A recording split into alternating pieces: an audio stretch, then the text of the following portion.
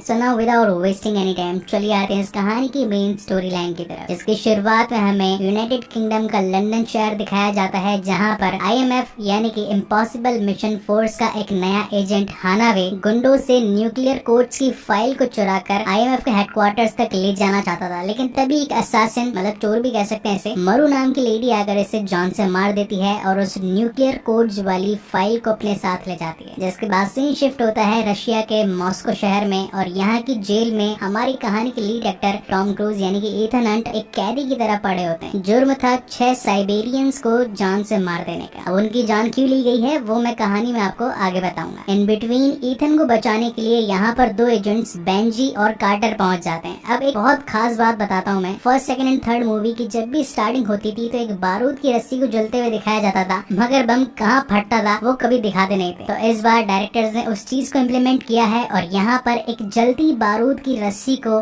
Jail के नीचे की दीवार पर लगा दिया गया था, जहाँ से एक बहुत बड़ा ब्लास्ट होता है। बेंजी और कार्टर उसमें जाकर के जेल के सारे CCTV और इलेक्ट्रॉनिक डिवाइसेस को हैक कर लेते हैं। जिसके बाद जेल की सभी दीवारें, सभी के सभी कैदियों के खाने बेंजी की उंगलियों पर थे और वो एक एक करके सभी के लॉक खोलता जा रहा था। इसमें से काफी सारे कैदी बाहर निकलकर पुलिस के साथ लड़ने लगते हैं, कुछ का आपसी मतभेद होता है तो बहुत फाइटिंग होती है। मीनवाइल टॉम क्रूज भी बाहर निकल जाता है, लेकिन बाहर जाने की बजाय वो अंदर जाकर फाइट करने लगते हैं। बेंजी मना करता है कि अंदर जाकर के मुसीबत क्यों मोल ले रहे हो, हम तो तुम्हें बचाने की कोशिश कर रहे हैं। लेकिन ईथन भैया को यहाँ से एक बॉगडॉन नाम के शख्स को भी बचाना था और वो भरी कुटाई में घुसकर बॉगडॉन को बचाकर वहाँ से ले आते हैं। बॉगडॉन को अब तक ये लग रहा था कि ईथन एक रशियन है, क्योंकि वो अभी तक उससे रशिया में बात कर रहा था, लेकिन जब वो उससे इंग्लिश, मतलब कहानी तो हिंदी में डब है, हिंदी में बात करता है तो वो शॉक हो जाता है। तो जैसा कि मिशन इम्पॉसिबल का की एलिमेंट है कि हर मूवी के अंदर ईथन को छोड़कर उसके बाकी के 2 पार्टनर्स चेंज हो जाते हैं, जैसे कि computer operator, helicopter operator, cyber security, hacking और मिशन में फाइटिंग और गोलीबारी करने के लिए दूसरे एजेंट्स। तो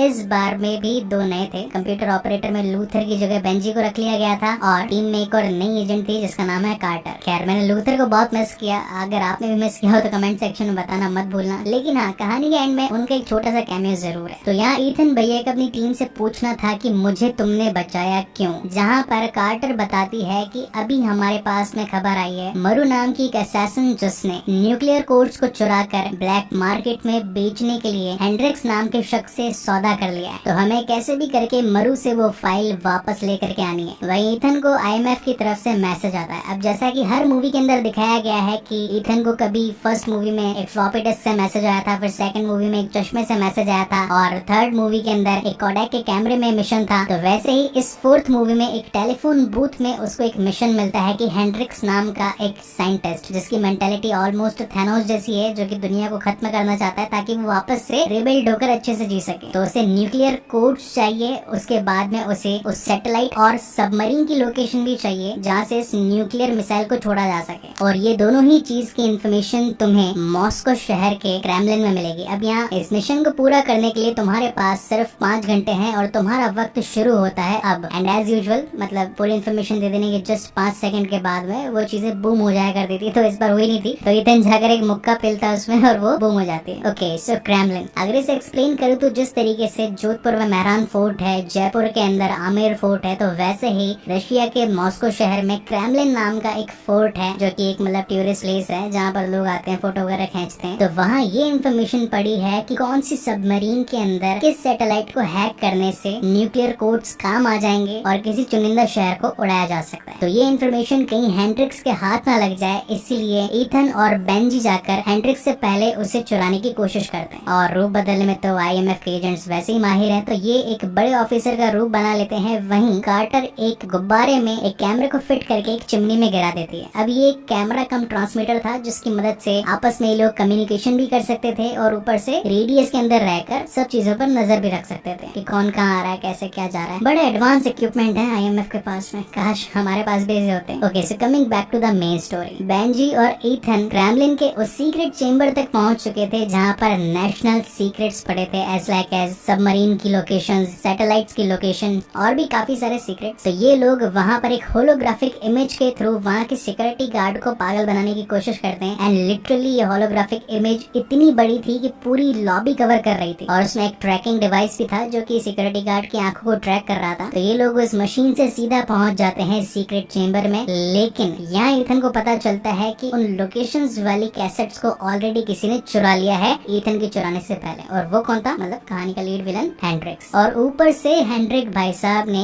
उनके कम्युनिकेशन डिवाइस को हैक करके उसे पब्लिकली कर दिया और ये लीक कर दिया, बॉस काम हो चुका है, यहाँ पर बम फूटने वाला है, जितना जल्दी हो सके निकलो। अब पब्लिकली बात हो चुकी तो पुलिस को भी खबर चल जाती है कि हमारे क्रेमलिन ने किसी ने सीक्रेट चैम्बर में जाकर के कुछ सीक्रेट कैसेट्स को चुराया है। तो सारी पुलिस इनके पीछे लग जाती है। ऊपर से बॉम्ब ब्लास्ट का भी खतरा जो था वो सब सुनकर हैरान हो चुके थे और बहुत ज्यादा अफरा तफरी मच जाती है। ईथन भैया बेंजी और कार्टर को कहते हैं कि तुम दोनों अपनी जान बचाकर अलग अलग भागो, मैं तुम्हें कांटेक्ट कर दूंगा कि कहाँ पर मिलना है। और फिर वो अपना जैकेट उल्टा करके पहनते हैं। मतलब मजा आ गया यार, डबल जैकेट। मगर इतने में ही सचमुच क्रेमलिन में एक बहुत बड़ा धमाका होता है जिसके अंदर ऑलमोस्ट वहाँ की मौजूदा पब्लिक घायल हो जाती है, बहुत सारे लोग मारे भी जाते हैं। ऊपर से ईथन भैया भी हॉस्पिटलाइज्ड हो जाते हैं और जब उनकी आंखें खुलती है तो वो अपने हाथों में हथकड़ी पाते हैं। यहाँ पर लियोनार्ड नाम का एक लोकल पुलिस ऑफिसर ईथन को ये कहता है कि हमने तुम्हारी सारी की सारी कम्युनिकेशन सुन ली है कि तुम ही ने सीक्रेट चैम्बर्स में से जाकर कैसेट्स को चुराने की कोशिश करी। ऊपर से क्रेमलिन ने एक बहुत बड़ा धमाका भी कर दिया, मैं तुम्हें जिंदा नहीं छोड़ने वाला। इतने में ही वहाँ की नर्स आ जाती है और कहती है कि यहाँ पर धमकी देना और सिगरेट पीना अलाउ नहीं है, एक हॉस्पिटल है। अब मूवी का नाम है घोस्ट प्रोटोकॉल, तो घोस्ट की तरह ईथन भैया उनकी नजरों के सामने से ही गायब हो जाते हैं। लियोनार्ड ईथन को ढूंढने के लिए खिड़की में आता है, तब वो देख पाता है कि ईथन भैया करीब 6वें माले से कूदने की कोशिश कर रहे हैं। तो लियोनार्ड कहता है भैया वापस आ जाओ। जहाँ ईथन भी नाटक करता है उसके पास आने का, लेकिन वो तो उसकी चाल थी। वो फटाफट से पैंट में से बेल्ट निकालकर ऊपर के तार से लटक कर नीचे जाती हुई गाड़ी के ऊपर कूद जाता है। अब हालांकि हॉस्पिटल के मरीज थे तो पैर में चप्पल थी नहीं, तो यहाँ पर घोस्ट की तरह ईथन भैया किसी के कपड़े, किसी का मोबाइल तो किसी के जूते चुराकर अपनी टीम से और IMF हेडक्वार्टर्स में कांटेक्ट करते हैं और कहते हैं कि मुझे ऐसे भी करके यहाँ से निकालो। इन बिटवीन कहानी का विलन यानी कि हेंड्रिक्स पहुंच जाता है रशिया के एक ऐसे साइंटिस्ट के घर पर जिसे कि न्यूक्लियर कोड्स को चेक करना आता था। इस बंदे का नाम होता है लिंकर्स। अब जैसा कि ईथन ने हेडक्वार्टर्स में कांटेक्ट किया था तो यहाँ पर उसे बचाने के लिए IMF के सेक्रेटरी और डॉक्यूमेंटल एक्सपर्ट आ जाते हैं। डॉक्यूमेंटल एक्सपर्ट यानी कि हमारे हॉकाय क्लिंट बार्टन मार्वल वाले। इस मूवी में भी ये एक छिपे हुए एजेंट का काम कर रहे हैं, खैर वो तो मैं आपको आगे बताऊंगा ही। अब यहाँ पर सेक्रेटरी का ईथन से कहना था कि तुम्हारी वजह से पूरी की पूरी IMF को बंद कर दिया गया है, ये पूरी सर्विस शट डाउन कर दी गई है, क्योंकि रशिया में जो इतना बड़ा धमाका हुआ उन्होंने US गवर्नमेंट से कांटेक्ट किया और US गवर्नमेंट ने IMF को पूरी तरीके से बंद कर देने के आदेश पारित कर दिए हैं। और ऊपर से मैं जो तुम्हें लेने के लिए आया हूँ, अब तुम्हें भी US में जाकर जेल में बंद कर दिया जाएगा। लेकिन हाँ, अगर तुम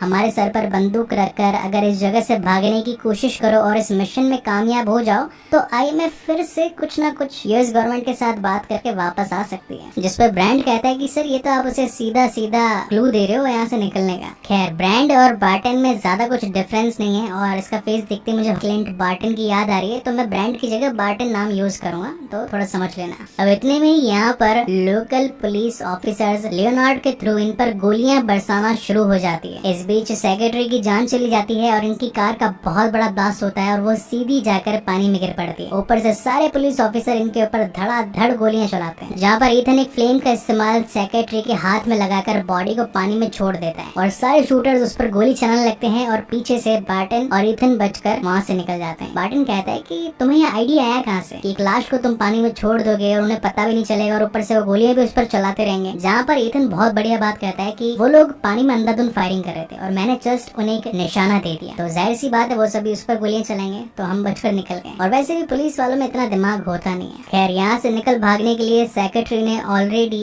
ईथन के लिए रेलवे स्टेशन की एक बोगी 426 का इंतजाम कर रखा था, जिसके अंदर ये दोनों ही भाग करके पहुंच जाते हैं। यहाँ उन्हें बेंजी और कार्टर भी मिलते हैं। अब ये चारों एक तरीके से IMF के आखिरी एजेंट्स थे, क्योंकि अब तो ऑलरेडी IMF खत्म हो चुकी है। अगर IMF को वापस से लाना है तो इन्हें ये साबित करना था कि वो बॉम्ब ब्लास्ट हेंड्रिक्स ने करवाया है और ऊपर से हेंड्रिक्स को रंगे हाथ पकड़वाना भी था, ताकि इनके ऊपर जो इल्जाम लगाए वो हट सके और दुनिया भी बच सके। तो कुल मिला के कहानी ये है कि हेंड्रिक्स, जिसे अभी ये पता है कि कौन सी सैटेलाइट हैक करने से, किस सबमरीन से कांटेक्ट करने पर न्यूक्लियर मिसाइल्स को छोड़ा जाए, लेकिन न्यूक्लियर मिसाइल को लगते हैं न्यूक्लियर कोड्स जो कि मरु नाम की एक असासिन ने चुराए थे। अब यहाँ थोड़ा सा ध्यान से समझना, सबमरीन की लोकेशन चुराई गई मॉस्को से, कोड्स चुराए गए लंदन में और अब इन दोनों की डील होने वाली है दुबई में। तो अब यहाँ ईथन और उसकी टीम का काम था कैसे भी करके दुबई पहुंचना और उन कोड्स को चेंज कर देना और हेंड्रिक्स को रंगे हाथ पकड़ लेना। इस काम के लिए उन्हें जिस भी चीज की जरूरत थी वो सारी चीजें इस बोगी में मौजूद थी,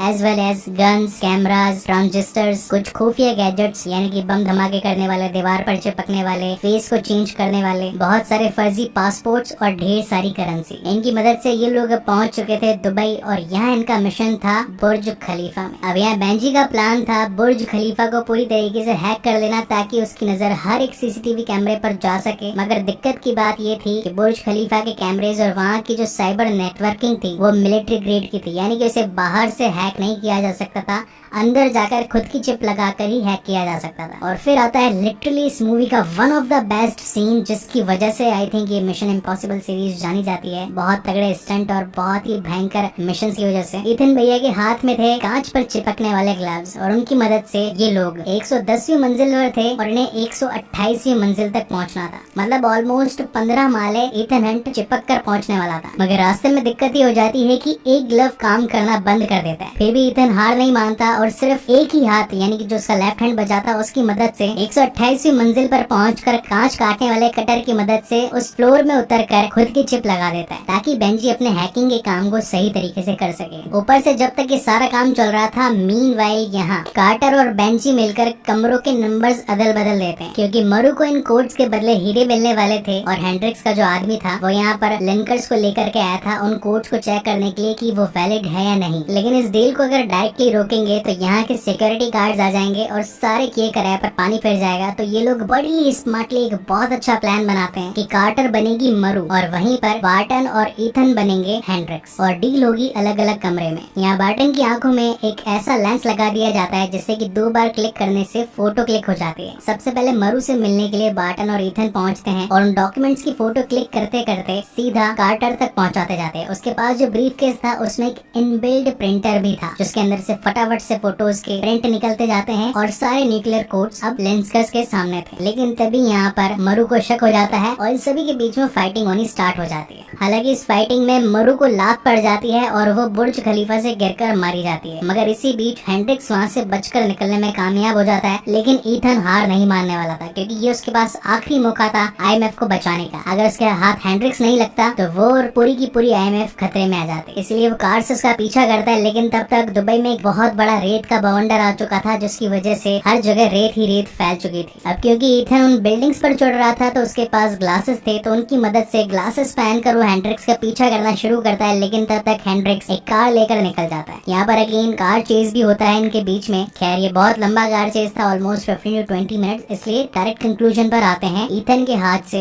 हेंड्रिक्स निकलकर भाग चुका था। अब वो आता है बार्टन के पास और कहता है कि तुम आखिर हो कौन, क्योंकि एक डॉक्यूमेंटल एक्सपर्ट को इतना अच्छा लड़ना नहीं आता, वो सिर्फ और सिर्फ एक एजेंट को आता है। और तुमने आज जिस तरीके से बंदूक का इस्तेमाल किया और उनसे फाइटिंग करी वो एक एजेंट ही कर सकता है। अब तो ईथन के बाकी के टीम मेंबर्स यानी कि बेंजी और कार्टर को भी बार्टन पर शक होने लगता है। लेकिन ईथन के लिए ये मैटर ज्यादा जरूरी नहीं था, जरूरी था हेंड्रिक्स। और उसे पकड़ने के लिए उसे दुबई का एक ऐसा शख्स चाहिए था जिसके पास सारी इन्फॉर्मेशन होती है कि कौन माफिया किस वक्त कहाँ पर क्या कर रहा है, जिसका नाम था द फॉग। और यहाँ पर उसे लेने के लिए आता है फर्स्ट मूवी से मैक्स का सेक्रेटरी। अगर आपने फर्स्ट मूवी देखी होगी तो ये लंबे बाल वाला कैरेक्टर आपको याद होगा। पहले तो मुझे लग रहा था कि दुबई में मैक्स बैठी होगी और वही इन सारे इलीगल कामों पर नजर रखती होगी, लेकिन मैक्स नहीं थी, शायद पता नहीं चेंज कर दिया डायरेक्टर ने। और सबसे खास बात ये थी कि द फॉग का जो भाई था यानी कि बॉगडॉन, जिसे इस मूवी की स्टार्टिंग में ईथन ने बचाया था। और ये रीजन था कि द फॉग ईथन की मदद करने के लिए तैयार था। ईथन उसे कहता है कि मैं हेंड्रिक्स नाम के एक शख्स की तलाश में हूँ, उसने ऑलरेडी हमसे न्यूक्लियर कोड्स चुरा लिए हैं और वो अब एक सीक्रेट सैटेलाइट को हैक करने के लिए पहुंच रहा है। मगर वो सैटेलाइट है कहाँ पर और वो किस सबमरीन से कांटेक्ट करेगा ये हमें नहीं पता। क्या तुम इसमें हमारी मदद कर सकते हो? जिसमें द फॉग कहता है कि वो अभी इंडिया के मुंबई शहर में गया है, जहाँ की सैटेलाइट में अगर न्यूक्लियर कोड्स डाले जाएं तो अंटार्कटिका की सबमरीन एक्टिवेट हो जाएगी, जिससे वो पूरे के पूरे यूएस को उड़ाने वाला है। अब ये जो द फॉग है ये एक्चुअली पैसों के बदले काम करता है। तो पहले तो इसने हेंड्रिक्स की मदद करी थी मरु से मिलवाने के लिए ताकि वो इसे न्यूक्लियर कोड्स ला कर दे। अब इसने ईथन की मदद कर दी ताकि ये हेंड्रिक्स को पकड़ सके। अब उसके बाद में कॉल कर देता है लियोनार्ड को भी ताकि वो ईथन को पकड़ सके। खैर इंसान का जमीर है कि क्या है, पैसों के बदले कुछ भी कर सकता है। अब यहाँ कहानी में थोड़ी सी डीप कॉन्वर्सेशन है तो मैं शॉर्ट में आपको समझा देता हूँ। मैंने आपको कहा था कि कहानी की शुरुआत में ईथन हंट जिसे कि 6 साइबेरियंस की मर्डर के इल्जाम में जेल में बंद कर दिया गया था। तो हुआ ये था कि ईथन और उसकी वाइफ जूलिया पर कुछ लोग जान से हमला करने के लिए आने वाले थे, मगर IMF के एक एजेंट बार्टन जिसे ये मिशन मिला था कि इन दोनों को जान से बचाना है और ईथन को ये पता नहीं लगने देना है कि बार्टन उनकी सुरक्षा ही कर रहा है। अब एक दिन होता यह है कि जब ईथन वॉकिंग करने के लिए निकलता है तो बार्टन उसके पीछे पीछे चला जाता है और 2 लोगों को जूलिया की सिक्योरिटी के लिए छोड़कर जाता है। मगर जब तक बार्टन वापस आता है जूलिया वहाँ से गायब थी और उसकी लाश मिलती है 3 दिन बाद में, और वो भी इस हालत में कि किसी को भी उसका फेस रिकॉग्नाइज ही नहीं हो पाया। यानी कि एक तरीके से बार्टन अपने मिशन में फेल हो चुका था और ईथन को गुस्सा आया था उन लोगों पे, मतलब उन 6 गुंडों सर्बियंस पे जिन्होंने उसकी वाइफ को मारा था। तो सीधा ईथन जाकर उन्हीं 6 गुंडों को यानी कि सर्बियंस को जान से मार डालता है और यही रीजन था कि इस मूवी की शुरुआत में हमें ईथन जेल में दिखाया गया था। आई होप यहाँ पर आपके सारे डाउट्स क्लियर हो गए होंगे। अब यहाँ से कहानी के मस्त और सबसे बेहतरीन मोमेंट्स स्टार्ट होते हैं, क्योंकि शूटिंग इंडिया में हो चुकी है और जिन भाई साहब की ये सैटेलाइट थी इनका नाम था ब्रिजनाथ यानी कि अनिल कपूर। इनके घर पर इन्होंने एक बहुत बड़ी पार्टी दी थी जहाँ पर ये तैयार होकर पहुंच जाते हैं सभी लोग, और ईथन भैया के पास आ चुका था एक और मिशन। अब इस मिशन में करना ये था कि कैसे भी करके इस पार्टी से ब्रिजनाथ को अलग करके इन्हें सैटेलाइट के डीएक्टिवेशन कोड्स चाहिए थे, ताकि अगर हैंड्रिक्स चालू भी कर दे तो ये लोग उसे बंद कर पाए। वहीं बार्टन का काम था ब्रिजनाथ के घर के नीचे बने नेटवर्क सेंटर में जाकर के सैटेलाइट को ही पूरी तरीके से हैक कर लेना, और वहाँ पर वो खुद की चिप लगाने के लिए पहुंचा था। बेंजी ने उसे एक ऐसा सूट दिया था जिससे कि वो हवा में फ्लोट कर सके, क्योंकि जमीन पर बहुत गर्मी थी और सिर्फ एक सूट ही उसकी जान बचा सकता था। ऑलमोस्ट बार्टन अपनी कामयाबी पर था, उसने चिप भी एक्सचेंज कर ली थी, सैटेलाइट हैक होने वाली थी, लेकिन तभी वहाँ की गर्मी बहुत ज्यादा बढ़ जाती है और बार्टन के गिरने से वो चिप भी टूट जाती है। यानी कि अब ये लोग सैटेलाइट को हैक नहीं कर सकते थे, तो अब इन्हें डायरेक्टली उस सैटेलाइट की लोकेशन तक पहुंचना था ताकि ये लोग हैंड्रिक्स को रोक पाए। अब यहाँ इंडिया की छोटी सी तंग सड़कों पर ईथन भैया चलाते हैं BMW X6 सीरीज, जो कि देखने में सचमुच इतनी प्यारी थी, लुकिंग इतनी गुड थी कि दिल कर रहा था काश मेरे पास भी हो। खैर, आप में से ऐसे कितने लोग हैं जिनके पास में BMW है? मुझे कमेंट सेक्शन में कमेंट करके बताना कि कौन सी सीरीज आप यूज करते हैं, और अगर BMW नहीं है तो कौन सी खरीदने वाले हैं वो भी बता देना। चलेगा। सीन शिफ्ट होता है हैंड्रिक्स पर, जिसके पास में दोनों ही चीजें थी, यानी कि सबमरीन की लोकेशन और ऊपर से न्यूक्लियर कोड्स। यहाँ ईथन और उसकी पूरी टीम हैंड्रिक्स को रोकने की कोशिश करती है, लेकिन तब तक हैंड्रिक्स न्यूक्लियर मिसाइल के कमांड्स दे चुका था और वो आकर यूएस पर गिरने वाले थे। अब इनके बीच में काफी फाइट होती है, बहुत सारा चेज होता है। एक बार तो उन कोड्स को पाने के लिए ईथन भैया BMW में बैठकर 4 मंजिल से सीधी डाइव भी मार देते हैं और एयरबैग की मदद से बच भी जाते हैं, लेकिन एट द एंड ये उस मिसाइल को फटने से रोक लेते हैं, मतलब डीएक्टिवेट कर देते हैं। इसी बीच यहाँ पर लियोनार्ड भी पहुंच चुका था, यानी कि रशियन पुलिस ऑफिसर। उसे अब तक ये लग रहा था कि ईथन दुनिया को खत्म कर देना चाहता है, लेकिन जब उसने मिसाइल रोकी तो उसने अब ये मान लिया कि IMF के लोग अभी भी अच्छा काम करते हैं और IMF को आगे भी कंटिन्यू करना चाहिए। सबसे बड़ा गुनहगार हैंड्रिक्स ही था, जिसकी अभी डेथ हो चुकी है, यानी कि रशियन पुलिस और IMF दोस्त हैं। और इसी तरीके से एक और तगड़ा मिशन भी कंप्लीट होता है। अब इस मूवी के एंड में जैसा कि मैंने आपको बताया था कि लूथर यानी कि पिछली 3 मूवीज में जो कंप्यूटर ऑपरेटर था, हमें वो देखने को मिलता है, और इसी के साथ इनके नए मिशंस भी इन्हें मिल जाते हैं। हालांकि पहले बार्टन उस मिशन को नहीं करने वाला था, लेकिन ईथन के जोर डालने पर अब वो भी मिशन को करने में ईथन के साथ मिल जाता है। इसी के साथ हमें ये पता चलता है कि ईथन की वाइफ जैसे कि मार दिया गया था, बेसिकली वो जिम्मेदारी बार्टन को दी गई थी कि सिक्योरिटी रखना उसकी वाइफ की, लेकिन ईथन कहता है कि मेरी बीवी की सुरक्षा करने की जिम्मेदारी तुम्हारी नहीं मेरी भी, और मैंने ऑलरेडी उसकी जान बचा ली थी और किसी और की लाश पुलिस वालों के सामने रख दी थी, ताकि सभी लोगों को ये लगे कि ईथन अब जेल जा चुका है और उसकी वाइफ मारी जा चुकी है, ताकि और दूसरे थ्रेट्स उनके ऊपर ना आ पाए। लेकिन जूलिया अभी भी जिंदा थी और ये दोनों आपस में एक दूसरे को देखकर स्माइल करते हैं और इनकी सीक्रेट लाइफ में वापस चले जाते हैं, यानी कि घोस्ट की तरह ईथन गायब हो जाता है। और इसी तगड़े सस्पेंस के साथ ये शानदार मूवी यहीं पर खत्म होती है कि इन्हें नए मिशन कौन से मिले हैं और अब ये लोग क्या करने वाले हैं। उसके लिए आपको वेट करना पड़ेगा इसके 5th पार्ट यानी कि MI5 mission impossible rogue nation के लिए, जो कि मैं जल्दी चैनल पर लेकर आऊंगा। तब तक के लिए keep watching and stay safe. मिलते हैं अगले वीडियो।